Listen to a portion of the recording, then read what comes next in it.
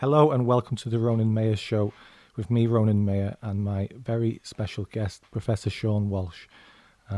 He's a journalist now. You've retired from being a lecturer, professor. So, is that right, Sean? I was never a professor, thanks for the accolade. I was a lecturer at Liverpool University back in the day and at various other places, and now I sort of eke out a living by writing stuff. But thank you for the accolade. But lovely to be here. Thank you for having me. My pleasure. It's great to have you on the show. So you write for the article and a couple of other publications. Is that right? Yes. And Critic, which I've written for too. I was going to read out a little bit about you here for the viewers, for the listeners rather. Sean Walsh has a PhD in the philosophy of mind and artificial intelligence, and has taught philosophy at tertiary level in several universities. He now lives in Wiltshire, where he works with recovering addicts and writes about and researches the metaphysics of addiction. That's fascinating, Sean. Can you first of all tell us what the philosophy of mind and artificial intelligence is? Okay. I guess the philosophy of mind, put basically, is the question about whether our minds and our brains are the same thing. Whether you have a thought that you're entertaining, like I'm enjoying this moment now with you, Ronan, whether that's actually something that's going on in my brain or is not, whether there's something else to it. People who believe that the mind is the same thing as the brain will just say that anything thought you have is just something that's going on in your brain. I don't agree with that. I think there's something different that's going on in your mental life, that's going on in your biological life. I don't think I've explained that very well. So do you want me to clarify it a bit? I mean, for example, there's an assumption, because we live under the auspices of science now, that everything can be explained by science. So when it comes to what you're thinking and feeling, the assumption is that everything can be explained by what's going on in your brain. I don't think that's true. I think that your brain is, in some ways, necessary to have thoughts and feelings, but it's not the same thing as having those thoughts and feelings.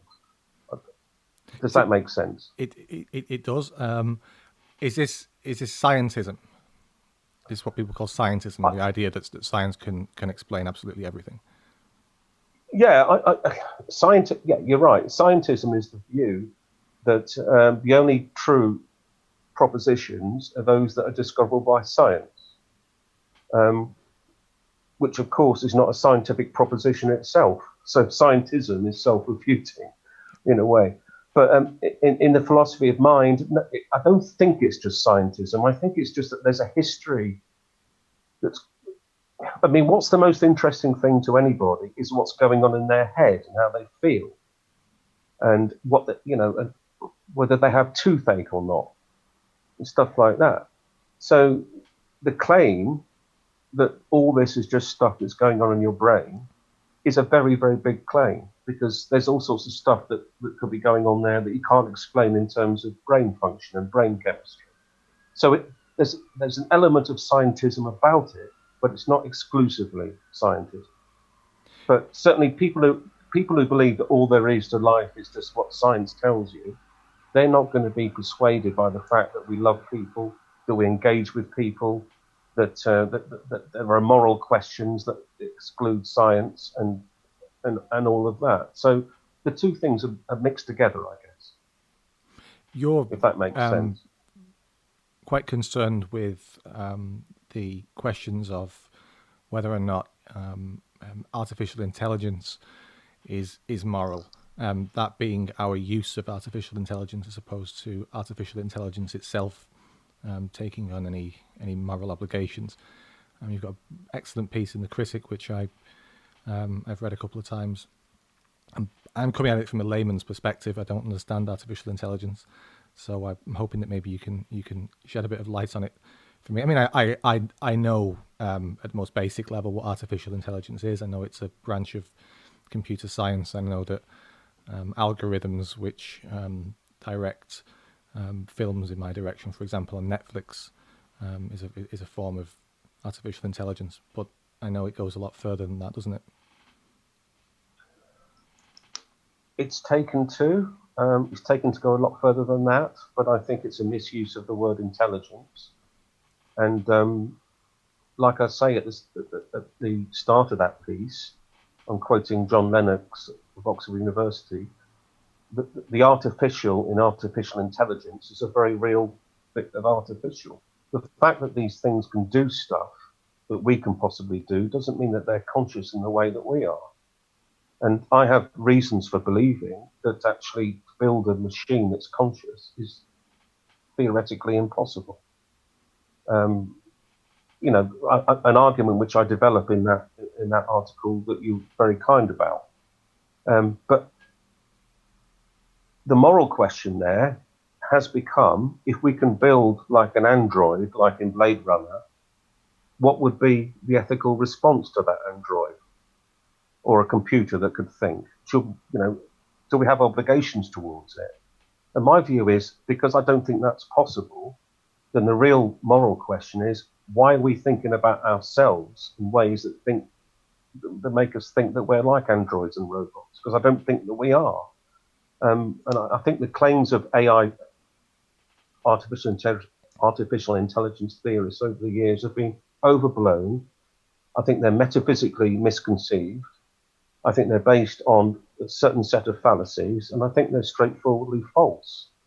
So, to the extent that I believe that there are ethical claims around the possibility of building machines that can think, I think it's around people thinking it's possible to believe that machines can think. Does that make sense? So, yeah, very well. I think that's articulated. That's what I was trying to say in that article, I think. But there's a huge grip on the modern imagination because people can get into a car and it can drive itself somewhere or other.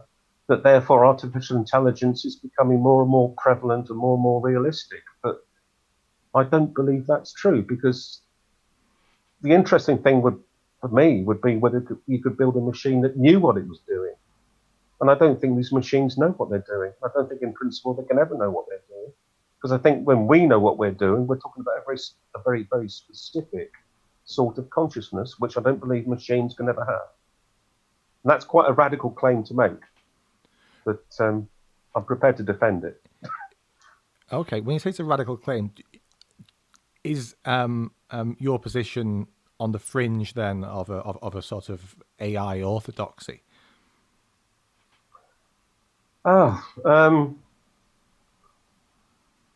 I don't know about that, and I don't care whether or not I'm in the minority really.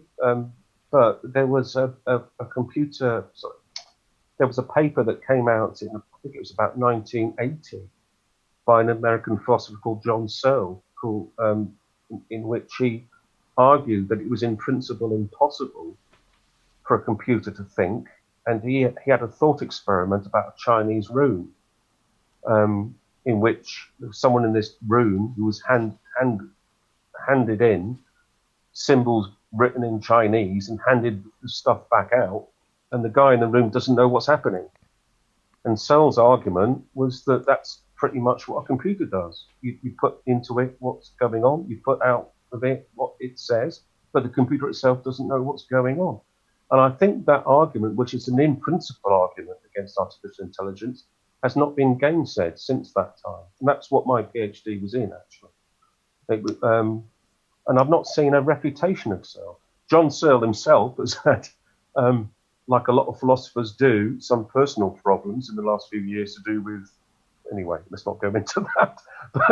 But his argument there, I think it's not properly being refuted. And there's a theological point here, which I'm prepared to declare, which is that actually I'm not prepared to declare it. I'll because people will think I'm a nutcase if I do. Well,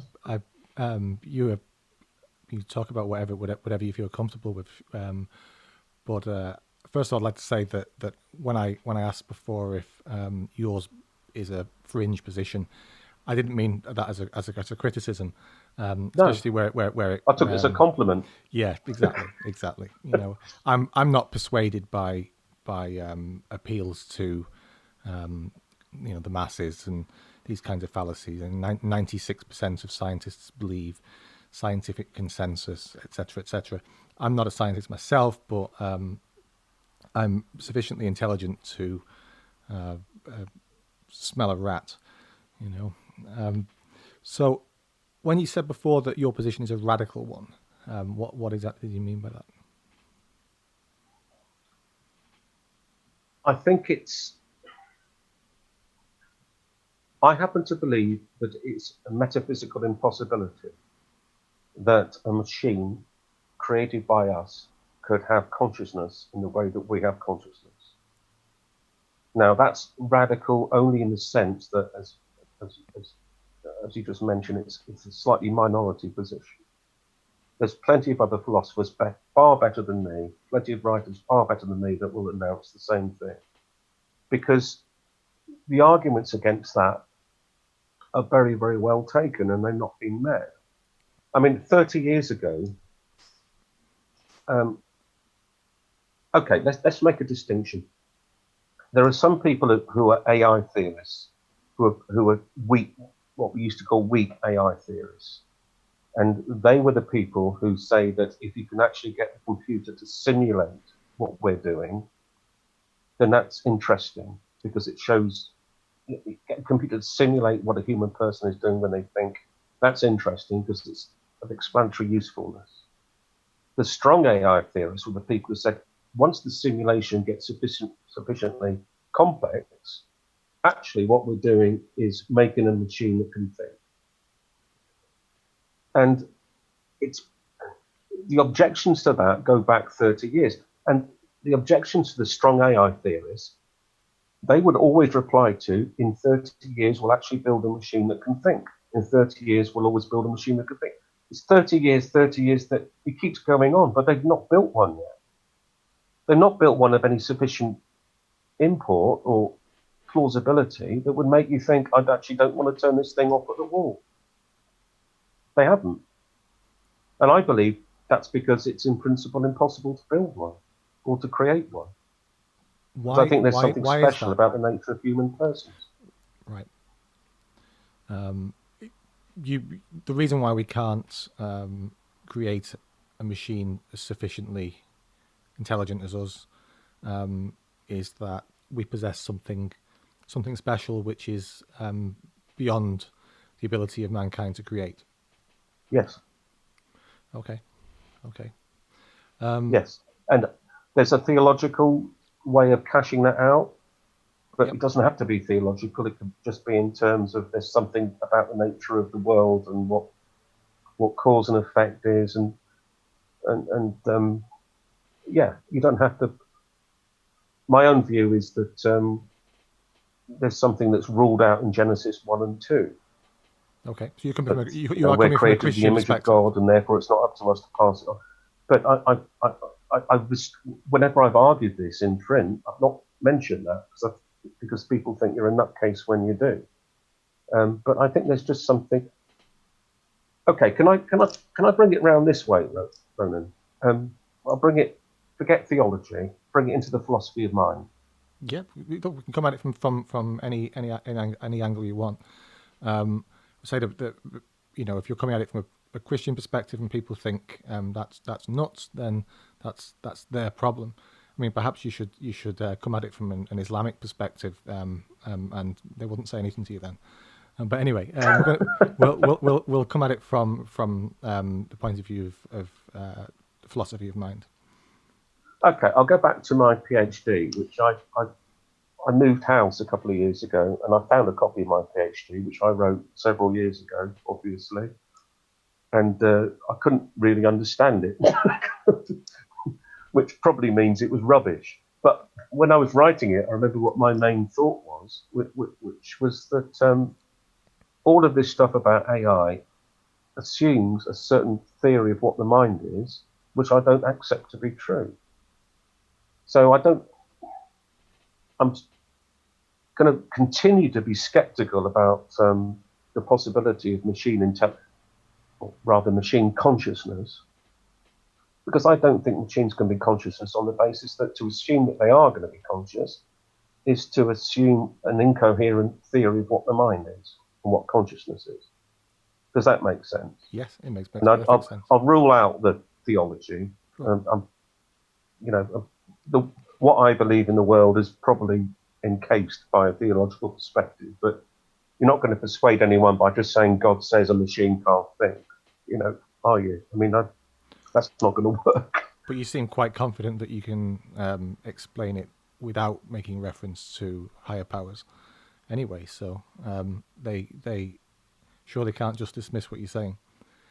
What comes to mind for me is, the first question I have is, why would you want to create a machine with consciousness? Why? What for?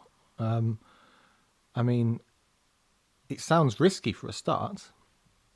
Why? I mean, obviously, my thought processes towards this are going to be shaped by, AI robots and Blade Runner and films of that kind, and various books too. And yeah, I have to understand that. Why would you want to do that? It just seems quite mad. But I suppose people have asked the same thing about all the technology too. Why would you want to create nuclear weapons? Why would you want to play around with things that are potentially so dangerous? So I mean, I know I may to some people sound like a Luddite by asking that question, but I think it needs to be asked. Well, I've got no answer to that because I agree with the question. I mean, why would anyone want to do that? And your implicit reply is because people can get away with doing it. And I think I don't think there's anything wrong with being a Luddite. I think being a Luddite actually means you've got a proper set of hesitations towards the accelerations of the world. And and the times we're living in now, that might be the completely appropriate response when people are saying this is what the science says and this is what the science says. I think being a Luddite has always got a bad press, personally. I agree with that. don't. Sorry. See, I agree with that. I think it's a very good point. I think there's perhaps something inherently conservative, perhaps more so anti-revolutionary within what you've just said, and I think that is often a good thing. I mean, people are, Well, are too keen on I don't think there's revolution. anything wrong with the creativity of the human soul. I mean, I think that's something that should be encouraged. But it doesn't necessarily mean that you fire it off in the direction of accelerated technology. And sometimes creativity takes the form of, let's just stand back and look at what we've got and be creative about what we've got. I'm an instinctive small c conservative about this stuff.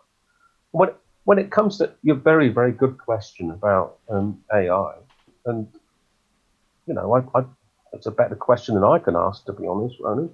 But now you've asked it, I suppose my reply would be that people just enjoy power and control. Some people they just say, where do we go with this? And it's a very dangerous thing, I think. But that's the best answer I've got to that. It's a good question. Who are the AI big shots? Who are the celebrity AI scientists? The sort of guys on the front lines of this industry. Excuse the expression, I hate that expression. Front lines.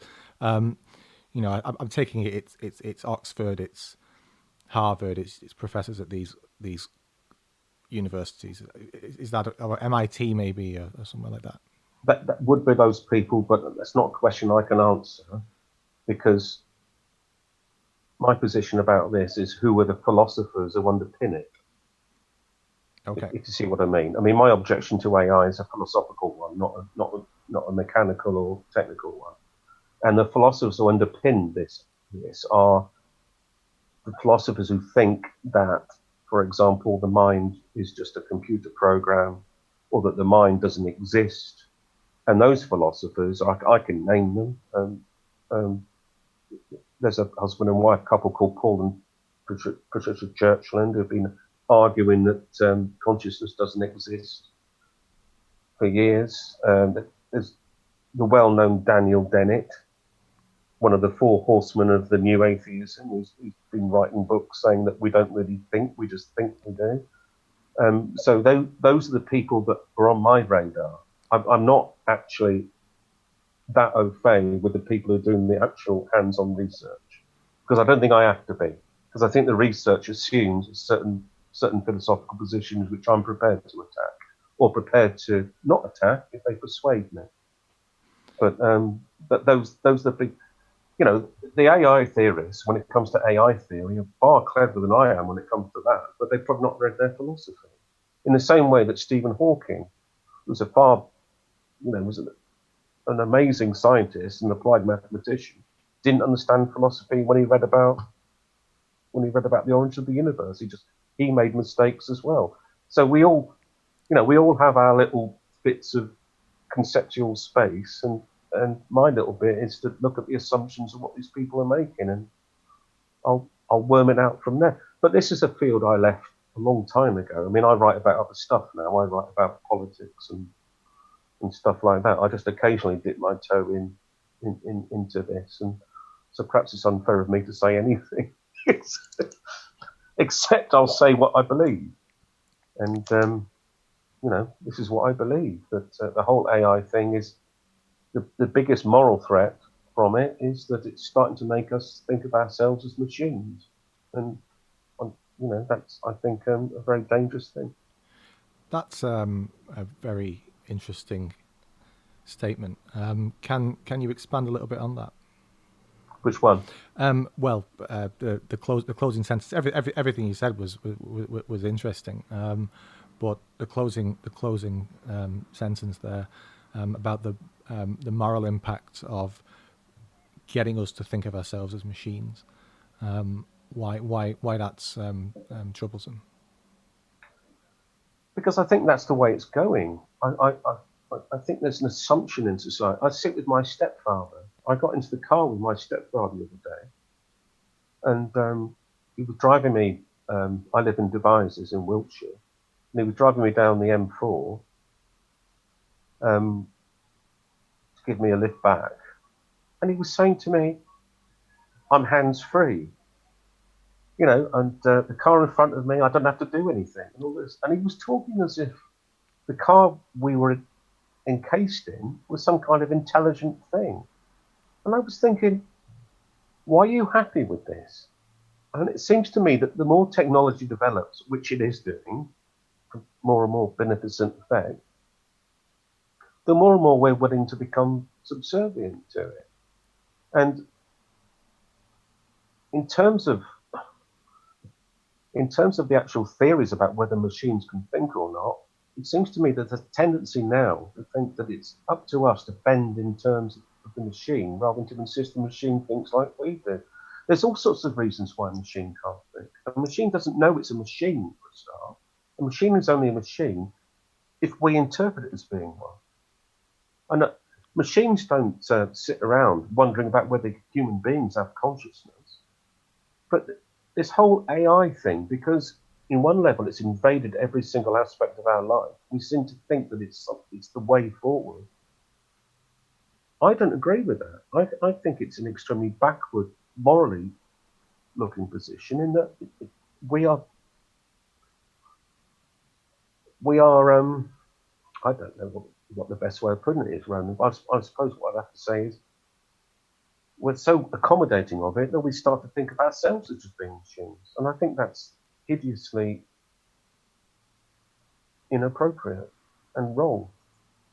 And we can go into politics in a minute, can't we? And I see people walking around with masks on. I see people walking around as if they're just automata. Yeah. I realise that's an inappropriate segue, but it's one I've made anyway. No, I think it's a good juncture to segue from. Uh, I say that because I think what you're saying is that if we start to revere machines too much, we devalue ourselves. And I think if we devalue ourselves, there are all kinds of potential ramifications that Not quite, flow logically from that. not quite what I'm saying, and that's my fault. I think what I'm trying to say is that if we continue to take seriously the possibility that machines can think and be conscious, then that's going to blow back on us, and we're going to end up, because I don't think that's possible, we're going to end up just thinking of ourselves as machines in order to accommodate that prejudice. Is that a better way of putting it? Yeah, I understand what you're saying. I I wonder if we think of ourselves as machines, that we don't value ourselves as much. That would be that would be a concern for me. If what you're saying is true, and I find it a persuasive argument, obviously from a layman's position, one consequence of that for me would be that we're devaluing humanity. If Yeah. because I mean a machine, I don't see a machine as anything like as my computer or a car or something as valuable as a human being, as a human life. Mm. And throughout history, throughout the 20th century especially perhaps, where people have been reduced to nothing more than atoms and bits of wood to be pushed around on a board by social engineers like Mao or Pol Pot or someone like that. We know what the consequences of that are, and Absolutely. I think devaluing humanity is perhaps an essential component of genocide, for instance. So, and that's extremely dark thought, and it's kind of related to some things that I'm studying and writing about. So that's probably why I'm leaping in that direction. But it'll probably What's that you're writing about, then? recent events to do with COVID and freedom and the effects of the lockdown, and also the Black Lives Matter, Antifa, sort of far left communist movements, Jacobin movements. Yeah. So I'm writing a short book about both, more than anything else, about the Jacobin uprising. I read your piece this afternoon on Hector's website from May when you were talking about the recertification of death certificates, which I thought was an excellent piece, by the way, which presages a very sinister time that we're moving into, I think. And you wrote that in May, didn't you? And I think things have not got much better since then, if you want me to be honest. No, they haven't, have they? And thank you for saying that. I appreciate it. Yeah, we're living in just unreal times. I mean, if you'd said 2 years ago that we'd all be under house arrest, that we'd have radical far leftist movements stirring up trouble in society, such that the Premier League is paying attention to them and doing as it's told, footballers on their knees and all the rest of it. Cricket, same thing. The whole society is capitulating to very dangerous influences. So it's extraordinary. It really is. But that's, you've hit the nail on the head there, haven't you? It's the fact that people have capitulated to it. That's the most depressing thing. It's not. My mother phoned me up today, and I said I was, lucky enough to do a podcast thing with you, and she said, "Are you going to say?" She said, "Are you going to say you think this whole thing's a conspiracy?" And it just light bulbed in my head. I said, "It's not. It's not a conspiracy, because if it's a conspiracy, then we'd know there'd be an end to it, because the people who are planning the conspiracy would end it. This is not a conspiracy. This is just an acceleration of incompetence.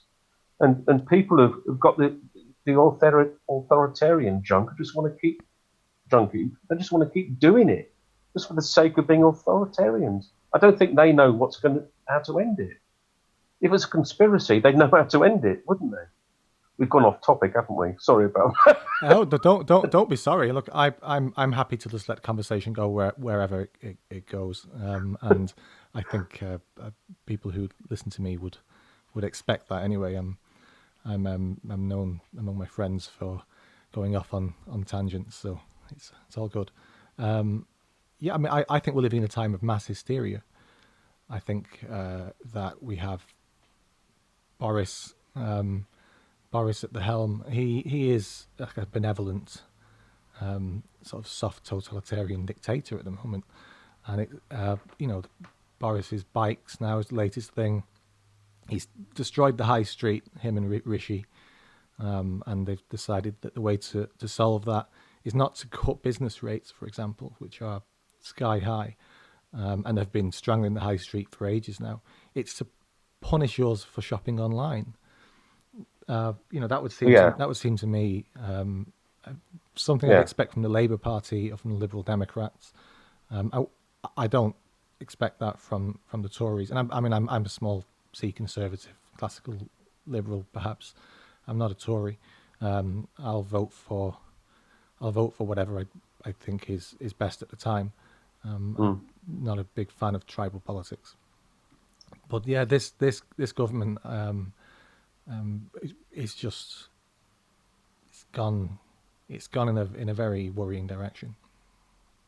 I think what's happened is that I don't attribute malfeasance when incompetence serves as the explanation. So I don't think they'd started off trying to be dictators, but a concatenation of events, including Johnson's own illness, has just generated this whole impetus of authoritarianism that they can't get out of. And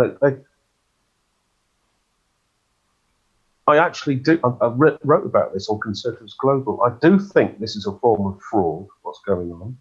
I'm suspicious of the prevalence of this disease. I'm suspicious of its virulence and its infection rate. But I don't think they started off trying to do this, but they got caught up in the fraud. And it is a fraud. I mean, the other day I went into my local. I'm a single parent, 53-year-old single parent to a 10-year-old child, right? So, energy levels down most of the time. I could put it like that. Went into the local post office to get some electricity on my key, and this woman, muzzled up, she starts waving her hands like this at my little boy to say, "Keep away, keep away, keep away. You're too." What sort of society have we generated here? And people have internalized the rules. This is the thing. They're not skeptical about the rules. They've internalized them as if to sort of, whenever they see someone, they apply these rules. Weatherspoons. I like going to I used to like going to Weatherspoons. But, and Weatherspoons were the first pub that really wanted to open up. They've opened up with basically a game of Twister on the floor with all these stickers around where you're allowed to stand and where you're not allowed to stand. And the staff are all muzzled up, and this is nonsense.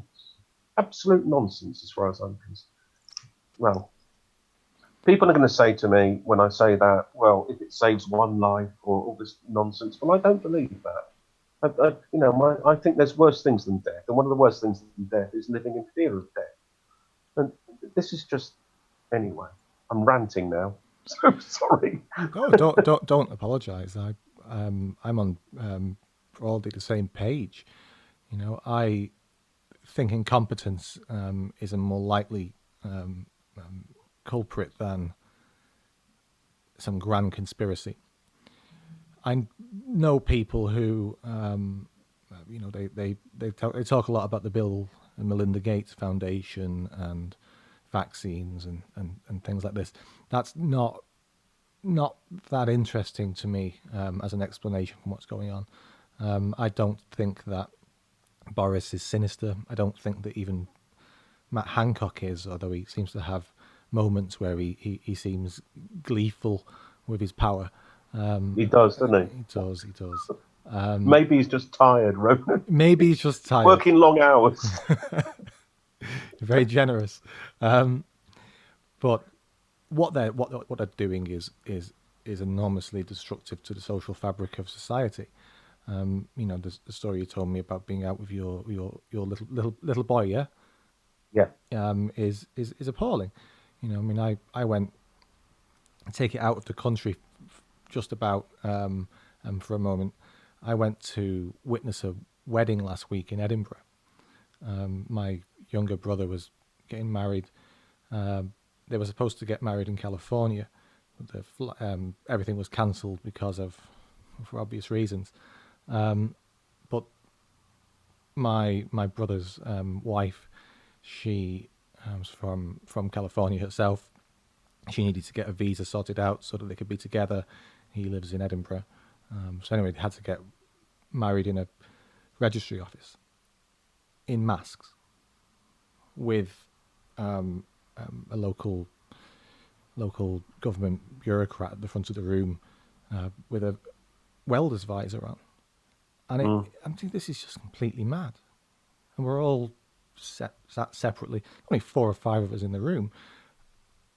Who you know, we know each other. We, you know, family. My mother, and it's just completely cuckoo.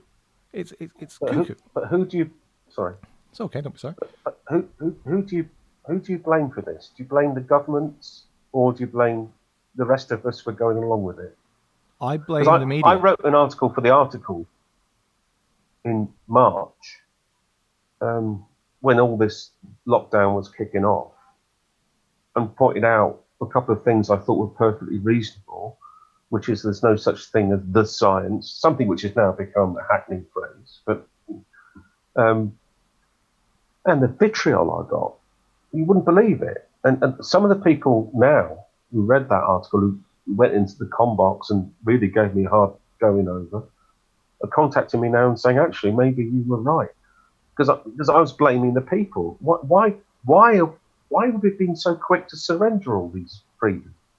And I'll go back to that point about my little boy in the post office the other day, because I think he's microscopically, if that's the right way of looking at it, symptomatic of this. When we came out, normally, my little boy, I'm not scared to have confrontations in public. I'm not bothered. It might astonish you to know. Don't care. But we came out of that one, and I had a little bit of a go at this woman and saying, don't be so bloody stupid. And I think she said something to me like, well, I'm 82.5, so I'm scared. I didn't actually say to her, in that case, you've had a good innings, but that was what I was thinking. And as we came out, my little boy said to me, well, for once, Dad, I think you were in the right here. But he had to assess it. Do you know what I mean? About whether, you know, and it's just so depressing that the government's inculcated all this stuff, that a 10-year-old boy has to assess it in those terms. And yeah, a 10-year-old boy can assess it. This is it. It's instinctive, isn't it? Yes, exactly. You know, I mean, I think a child hasn't learned all the ways to deny reality, you know, which we've absorbed as we've grown older. You know, all the cognitive dissonance, which allows us to, I don't know, to cope maybe with what's going on around us. You know, because this is, I don't know how anyone could be comfortable with this. Since March, an undercurrent of fear he couldn't quite articulate, and it manifested itself in he wanted to sleep in bed with me overnight and stuff. You know, he didn't know what was going on, but he knew there was something out there to be scared of. And he's not quite recovered from it. And I'm still not convinced that his school's going to let him back in without a mask in September, which will be a game changer for me. He's not going back into school with a mask on. But that's the acceleration at the moment. I would not be surprised in 2 or 3 weeks if this government says, oh, actually, we've decided that probably it's a good idea for our kids to wear a mask in school. Thereby meaning, well, I hope I'm wrong, and I hope I'm being histrionic, but I fear I'm right. I fear you're right too. What is going on then? Okay, I mean, you asked the question before rhetorically, who is to blame? Is it the government? Is it the people? Now, I blame the media more than any other Media. entity. Yeah, I blame the media more than anything else. I think that our government is weak. I blame the media and a cabal of scientists, including Professor Lockdown and other figures associated with SAGE. But the media is at the heart of the problem. I think that we have rule by media in this country in all kinds of ways, and that for quite some time, Piers Morgan was, for all intents and purposes, the most powerful man in this country. And that's very dangerous situation to find yourself in. It's a very, very dangerous situation to find yourself in if you're a Welsh store and Piers Morgan's in charge of it, to be honest, because I think the man's just a complete idiot. But you're right, he did have in. I don't think it was him, though. I think it was that Peston, Rigby, Koonsberg axis of agitation in March that were agitating for the lockdown. Obviously, there's a concatenation of events always, isn't there? I mean, they were just grimly in favour of retrieving our rights and deciding when they could be returned. I think obviously you have to blame the Niall Ferguson Imperial College model. Why anyone would have ever believed that, I don't know. Apparently, you know what they say about computer programs, garbage in, garbage out? Yeah. This one was garbage in, garbage out, and garbage in the middle, apparently, according to people who've actually assessed it. Yeah. So, I don't know. But if you're to be fair to Johnson, if you're a prime minister and you're presented with this data that says that if we don't do this, 510,000 people might die, then, you know, what decision do you make? I mean, I can't say I think he's been, and also let me just have another dig in. Witty, I can't stand Witty. I think, you know, have you seen what James Delingpole says about Chris Whitty? No. He says that him and Dick were at Malvern College with him. They didn't notice him, and James says, if we know who he was, we'd have bullied him.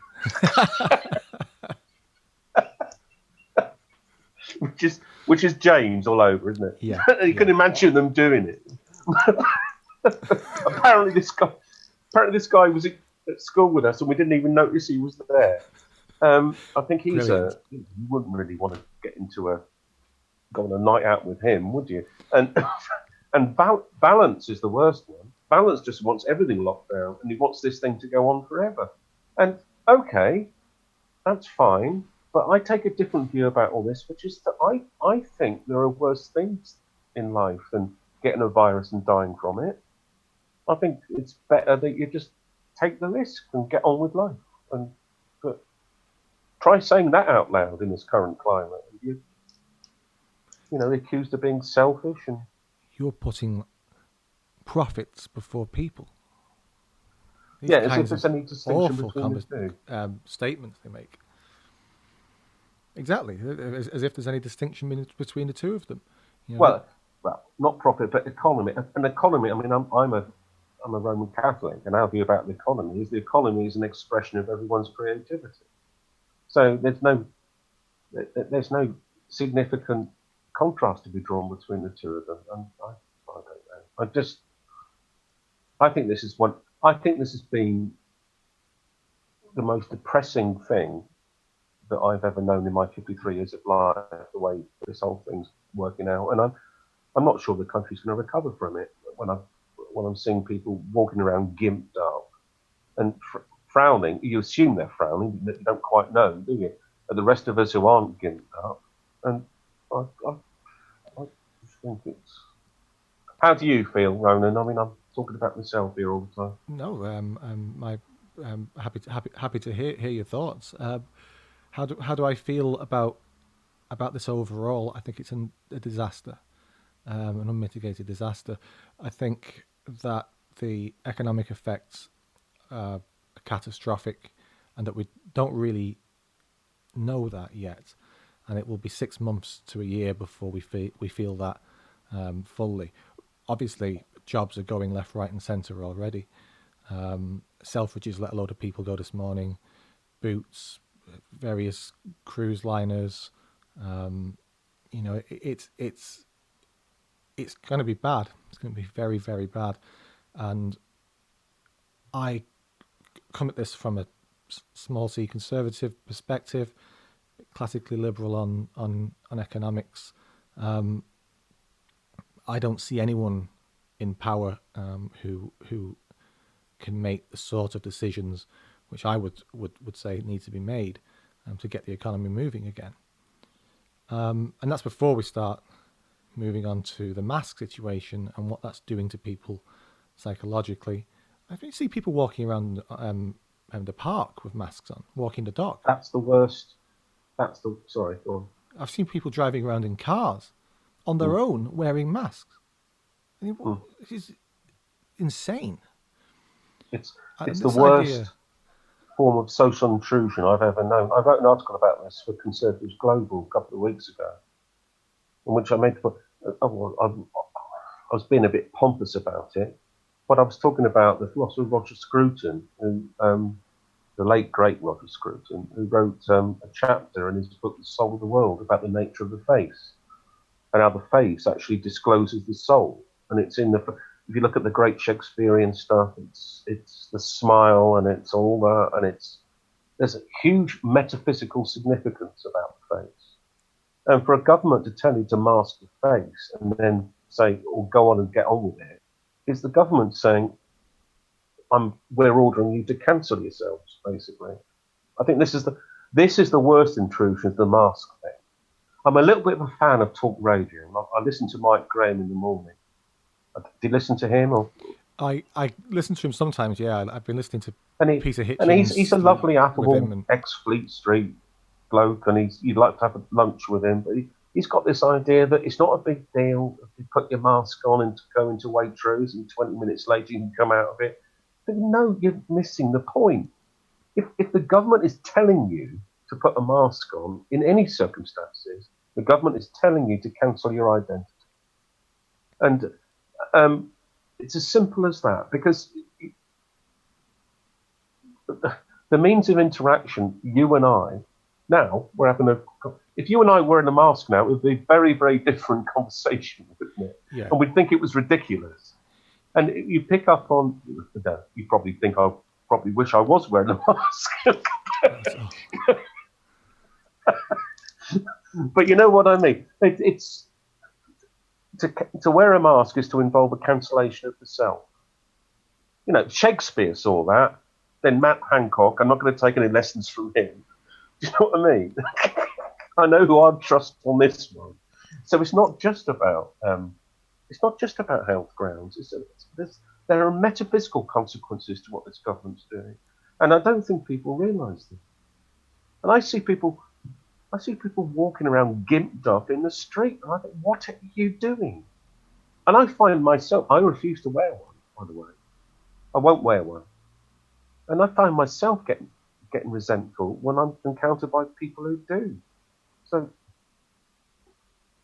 anyway, end of rant. Yeah, like I agree. After the economic catastrophe, the masks, what it's doing to people's sense of self, what it's doing to people's sense of liberty, that they can make decisions for themselves without being told what to do by the organs of the state, you know, and the overwhelming support for mask wearing is deeply concerning, just as the overwhelming support for the lockdown in the first place was. You know, even when it became obvious that the figures quoted by the media, the 500,000 dead and so forth, were wrong. It was false. Even when that became obvious, people still universally took the precautionary principle. We better be on the safe side. Never mind that cause and effect was never established. It's never been proven that lockdown affects viral transmission anyway. It's just assumed that that be the case. So it's mad. It's quite mad. No, and your article on Hector's piece has sort of come true as well, hasn't it? Because of what PHE England were forced to admit a couple of weeks ago about the falsification. Well, I'll say falsification of death certificates, where they were just hunting around for anyone who died with a corona test and putting it down as a corona death. They've created and you wrote perverse that article. incentives. It was start of May, wasn't it? You wrote that. Wrote that in May. They've created perverse incentives around. Well, that should have been picked up on and virally transmitted, if I could put it like that. Yeah. Because you picked up on a fraud, and it was a cover up. And what you said about the doctor who walked you through that, I thought that was extremely powerful stuff. But at that time, no one was prepared to hear this. If you were to write that article now, you'd probably get it into the Times. Well, it's funny you say that. I actually negotiated with the Times at the time with the Sunday Times. I was writing before the lockdown for my local paper, and that paper's been put to the sword by the lockdown as it happens. The editor, who is a friend of mine, suggested that I take that story straight away he said, take it to the Sun. And because, massive audience and they pay well, and I was obviously concerned about money because with everything that was going on. I thought, God, I'm not going to make any money for a while. And so I got on to the Manchester editor of the Sun. He was quite receptive, but in the end he said it was a bit too technical for the Sun, and then he passed me on to an editor over at the Sunday Times, a deputy editor whose name escapes me now, and they hummed and hawed about it, and they said no. I got the impression that they didn't want anything like that. It wasn't what people were looking for. Not to rock the boat.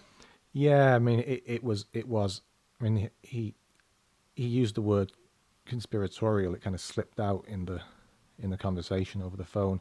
It wasn't conspiratorial. I mean, I wasn't floating a conspiracy theory. I was saying very clearly that, in my opinion, this is hastily drafted legislation, which has been done with the best of intentions on the back of fears that there's going to be pyramids of bodies mounting up, and that doctors are not going to have time to deal with the normal statutory duties. I stand by that to this day. I think it was a brilliant article. I don't think that there was anything sinister going on as such.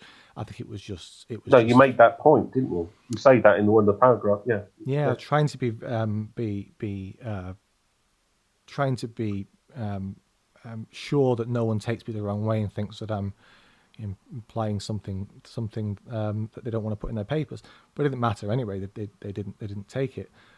Hector got in touch after I published the piece as a thread on Twitter, and yeah, it's been vindicated in the end, because the death toll is undoubtedly inflated. Behind the scenes, doctors up and down the country will testify to that. They won't do on the record because they value their jobs. The NHS is, as I'm sure you're aware, almost a quasi-religious organisation. So there's this sense with people working within it that they have to protect the NHS's reputation, etc., etc. So they don't want to go on the record saying that, look, doctors have been inadvertently falsifying not death certificates, medical certificates of cause of death and cremation certificates, which are different forms. Yeah, but it's been happening, and But apparently now they've been that was that they've was the ONS. That's the ONS scandal, isn't it? Where they're just putting down stuff as corona deaths, even if there was no. It's the PHE thing I was thinking of, where they just scan the database, and if you've died of anything, we'll put it down as. I mean, it's. I thought there was something fishy about all, and obviously your article detected the, you know, detected the possibility of that, didn't it? And that possibility is obviously played out. No, I thought it was brilliant. Thank you very much. I really appreciate that. I didn't No, we're all anticipate on. The question is: are we on the fag end of a huge fraud, or is it just a huge system of incompetence? And I honestly don't know the answer. To be honest, Ronan, I don't know. I don't know either. It's difficult, isn't it? Because the conspiracy theories keep poking out, and I always try and push them back, play whack-a-mole with them to To quote a phrase. Boris terms. I try to push them away and try and, there must be a rational explanation, etc., etc. But when it gets so crazy that, as you just said, Public Health England are recording, say someone goes into hospital in March with coronavirus, with COVID-19, gets better, gets discharged, goes home, and 3 months later gets hit by a bus in the street and killed. COVID goes on the MCCD. This is so crazy that conspiracy theories are hard to push back. No, I agree. I mean, I said to my mum today, I said, if anyone had said to me 4 months ago that I was going to announce a conspiracy theory about this, or about anything actually, people would have laughed at me. But the evidence is pushing in on me all the time that this is what is going on here. We've got a government that seems to just want to constrain you in every single decision you make in your life. And even these things have to be joined up. Boris Johnson's bizarre argument against fat or whatever. Why are you doing that now? Why? In the middle of a virus like this, which you allege is in the middle of a virus, I'm not sure it is, but there you go. Why? Anyway, I hope I haven't let you down. Move on. You've not let me down at all. No, I'm having a good chat. So you have also written about Brexit. Oh yeah, you want to hear about that? Yeah, let's have a chat about Brexit. How do you think it's going? What are your thoughts on David Frost? Do you think we're going? How long have we got? I've got ages, but I don't want to take up your time. Most podcasts they do an hour, but I would rather take the view that we just talk and we have a conversation and it ends when it ends. Okay, if you're happy, I'm happy. Yeah, I'm happy. I'm enjoying. As David Bowie said, I'm happy. Absolutely. Have you seen the David Bowie conspiracy, by the way? Well, I actually wrote an article for the article about where life came from and referred to the Ziggy Stardust. Right. That it's actually... Anyway, Brexit. It's weird, actually, because it was Brexit that got me writing, because I left... we've had an hour or so now, so I'll disclose a bit more. I had a couple of very bad years in my life when I was an addict and I was street homeless and then hostel homeless. And my little boy, who's now with me in the back room playing Fortnite, had to be taken away from me, and I had to work hard to get him back. And it was getting back through writing that actually got me back online, really. And I'm not claiming I'm any good, but there was a guy from an online site called Comment Central. I don't know if you know it. A guy called Will Walter. Don't know Will Walter, but I'm familiar with Comment Central. Yeah. He's the editor of it, and he kind of helped me out a bit and said, that, okay, send us some articles and all that. And the first article I sent to him was about Brexit, and it was I think it was to do with something Anna Soubry had said about William Rees-Mogg not changing his children's nappies, and I think I ripped the piss out of her for that, and then I reached my groove or got the run of the table about that, and I was at that time really angry about the whole Brexit thing because I voted to leave the European Union from a homeless hostel in Salisbury called a Labouré. And then the next few months, I saw it being subverted by the Remain establishment, and it really, really wound me up. And that, the likes of Anna Soubry, and it got me writing. And my view was, excuse me, these people were trying to overturn the Brexit vote by saying people didn't know what they were voting for. And I thought, okay, there's no point writing an article saying they did know what they were voting for. Write something that's a bit different. So I constructed an argument in a series of articles in, obviously we're talking about late 2016 now, and I still write for Will, in which I said it doesn't actually fucking, pardon my French, it doesn't matter what people were voting for. The point is they voted to leave. And like when you vote to leave a dinner party, the question then becomes not why did you vote to leave the dinner party? It becomes what are the exit doors, right? So I started to argue that what voting to leave the European Union means has to do with the structure of the European Union itself, which is very straightforward. It's a system of institutional structures with a certain teleology, which is that single European state, the dissolution of the member states, and that's what it's about, with a court that's a false court to actually accelerate this as and when is necessary. That's what you're leaving the European Union means. Doesn't mean staying in it and staying. And if you stay in the single market, for example, or any of its defining institutions, it's like staying in the orbit of a black hole. You ain't going to get out. So I started writing articles like that and made a lot of enemies, by the way. But that's how I basically got on board with Brexit. And I still believe that. And I still think we're in real trouble. Because I think that Johnson's withdrawal agreement, stroke political declaration, contains Theresa May's and what's his name, Ollie Robbins' landmines. You know, mechanisms of Remain are still there. And all this is behind the scenes at the moment. I will not be surprised if in a couple of months' time we get a very, very watered down Brexit. But that my view about Brexit is, I took the sovereignty view. I didn't really care about the economics. I thought, why should the British people be enslaved to this horrible mechanistic, totalitarian, managerial set of structures? I think we can do better than that.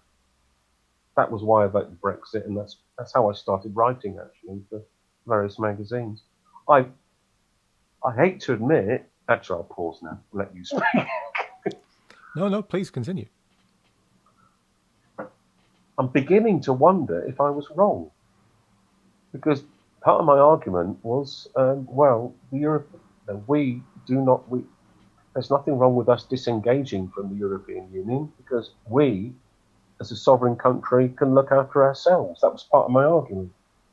Now I look around and I see people wearing face muzzles, and I'm thinking, was I wrong? Have people got so embedded in this horrible inculcation of being told what to do that maybe I got it wrong? I wrote an article for Conservatives Global about that, saying maybe I got Brexit wrong, and some people said to me, maybe we are. But maybe people in this country now are so addicted to being told what to do that my argument doesn't apply anymore.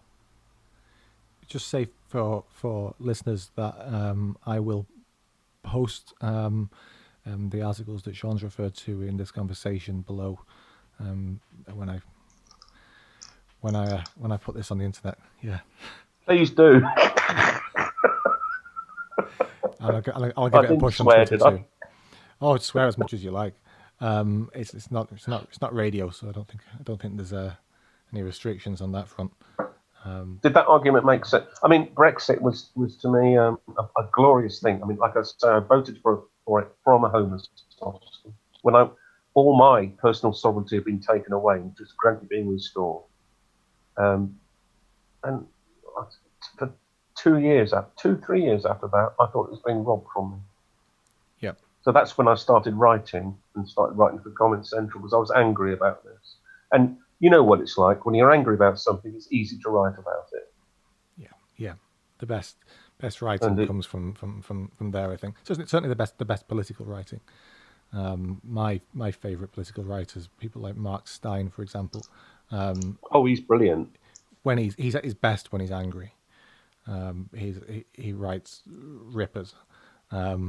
He really does. It's the best place to come at it from, I think. He's a genius. He's brilliant. Yeah, he's a one-off, isn't he, Mark Stein? Because he also likes to write about old show movies and stuff. You never quite know what you're going to get. I mean, he's a genius. He's brilliant. Yeah. He's a heavyweight of our time. I would like to see more of him in the British media, but of course, he would be regarded as some kind of Nazi or something by the mainstream media in this country. Even though he's Jewish for a start. He's nothing. Is he? I didn't know that. Yeah, he is. Okay. Not that it matters. Not that I care about. No, but I mean, in reference to calling him a Nazi. Not that puts our media off, of course. They're glad, they're happy to call Jewish people Nazis. They're vile people. But Mark Stein is really great. But I don't think the British media could afford him, could they? I mean, he's based in Canada now, isn't he? Yeah, I think he's in New Hampshire. He's is he? Yeah, right. I know he's on Tucker a lot. He's on Tucker Carlson a lot, isn't he? Yeah, who's also great. I would love for us to have a Tucker Carlson here. Although, who I would like to see the most of all of them right now, Kayleigh McEnany, who? The Kayleigh McEnany, Donald Trump's press officer. Oh yeah, she takes no crap. She takes no crap whatsoever, does she? I'd love to see her dealing with Pesto and Rigby, and all the rest of them. Laura Koonsberg, because face like a hatchet looking at her, as she's been dressed down brilliant. for her lies. Is she the one who the other day triggered those set of videos about what was going on in Portland? Yeah. Was that? All I'll say is this. These are not peaceful protests. Absolute genius, She set them homework about a month ago too. That was hilarious because they don't. I know we're going off on a little bit of a tangent here now for a second, so we'll come back to Brexit in a couple of minutes. But they don't ask the questions which the American public would want asked at a time like this. At any time, they ask the questions which they're concerned about. So they're interested in talking about language and the kind of crap which occupies the columns of the New York Times, which most people in the United States don't identify with. And they don't ask questions about murders in places like Chicago and Portland. They don't ask questions about rioting and what's going to be done to stop the riots, what's going to be done to get the governors and the mayors to police the streets in the United States properly, what's going to be done to get the economy moving again. None of these questions are asked. So, recently she set them homework. She said, well, I think you should go away for the weekend and you come back on Monday and address these questions, and we'll talk. See, off you go. I remember fantastic. I think it was the first press conference or the first lobby conference after Trump was inaugurated. And he basically walked in and just slagged off every single member of the lobby. He just picked them out and had a go at all of them. And everyone was going, "Oh, this is awful." I thought it was hilarious. He said, "No, you're from fake news," and he knew them. That was it wasn't just a blanket condemnation. He knew them. So you published this. I think possibly I should keep to myself my views about Donald Trump, but I think in some ways he's a genius, and he just trolls them. It's like Muhammad Ali, and it's the rope-a-dope thing. He just absorbs it all and then fires back and wins. And I suspect he'll be elected again in November. I don't know, but I suspect. I'm very worried about that. Sorry? I'm very worried about it. Well, it'll be what it'll be. And we will see. We will see. What you prefer him to be re-elected? Oh, very, very much so. The people we were just talking about, the American press, CNN, New York Times, so forth, that sat there in that room, firing gotcha question after gotcha question after gotcha question at Kelly McKenna here, or at Trump if he's there, or whoever it might be from his administration. I see them as modern incarnations of Walter Duranty, the former Moscow correspondent at the New York Times. Yeah, I know. Who famously denied the Holodomor and snowed the great Welsh journalist Gareth Jones's findings in Ukraine, snowed them under with lies on behalf of Stalin. I see him in them.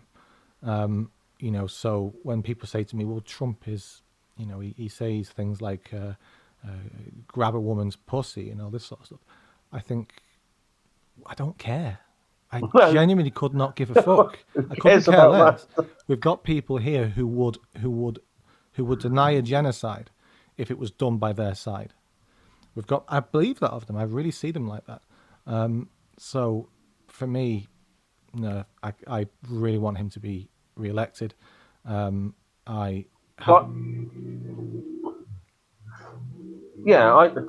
the extent that I care about it, so do I.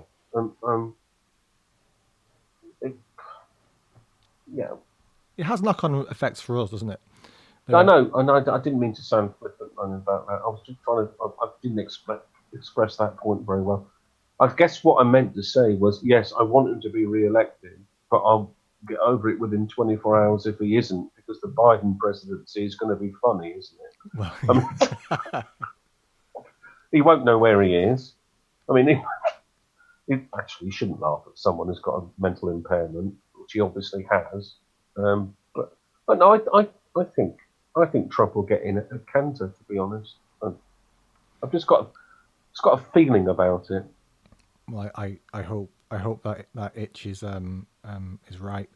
I'm not worried about Biden. I'm worried about the people who'll be pulling his strings, the squad, as they call them, the Ilhan Omar. Well, you have to look at who's going to be the vice president if he gets in. Yeah. Yeah. Anyway, going back to Brexit. Yeah. So you voted from a hostel in Salisbury. You've obviously been having a hard time. Do you want to talk a bit about that, because it's related to work you're doing now as well? If you've got time. Yeah. No, I'm enjoying the chat. So you work in addiction now, and did your experiences lead you to that? I imagine it probably did. I became street homeless in 2015 as a result of addiction issues. At the time, I was looking after my little boy, who was then 6, who had to be taken away from me. And from 2015 to 2017, I was sleeping on benches in Warminster, in Wiltshire, and living in hostels in Bath and eventually Salisbury, while my little boy was being looked after by my family. Got myself well and okay, and Ben was returned to me in 2017. And I now work with people with similar issues of homelessness and stuff. I actually worked with, I don't know if you remember the Salisbury poisonings. Yeah, The, of course. the unfortunate woman, Dawn Sturgis, who eventually died. But I worked with her I didn't work with her actually. I knew her. Yeah, that was a significant point in my time. I was a complete horrible shitbag, if you want me to be honest, before I became street homeless. And then the amount of kindness that was generated towards me in those 2 years, and the empathy, not empathy, because empathy is a natural thing, but I was sleeping rough with people who were ex-soldiers. In Wiltshire, this happens a lot. A lot of people who are street homeless in Wiltshire are ex-soldiers because it's a military town. So I was sleeping rough with some of them, and it was a rehearsal for life, if you want me to put it that way.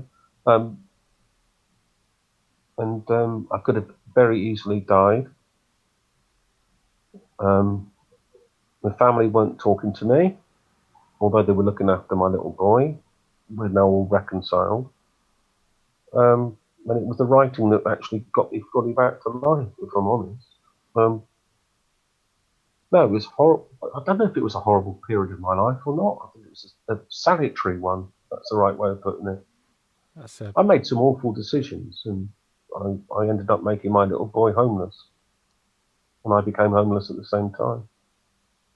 But so there's a little bit of a backstory I've got. It's amazing that you've dragged yourself back from the abyss. You know, it's a remarkable story. So I've got this kind of I don't know how to put it really. I know if I see anyone on the street who's sat there with their dog with their hand out for money, I know that could be anybody, or I believe that can be anybody. Other people will disagree with me and say that person's made decisions, but no, because in the whole scheme of things, you can make decisions that generate that problem. So those 2 years that I had on the streets, and let's not exaggerate, I was on the street for about 6 months, and in hostels for a time after that. But no, I think it did me some good, actually. Wow, that's a powerful statement. It did you some good. Well, yeah. In what? Sometimes I write about that. In what respect? And I look forward to digging down some articles. I take when you say you write, you mean you've written and published on that. Yeah, I've written a couple for the article about when I was homeless, I think. Right. I wrote one for Comment Central. I've forgotten. I've written about 60 articles for the article, so I've forgotten something. But I think one of them I wrote about Jeremy Corbyn not knowing about what homelessness was. I've written a couple for Comment Central. And what's interesting about it is if you are homeless, have you found them?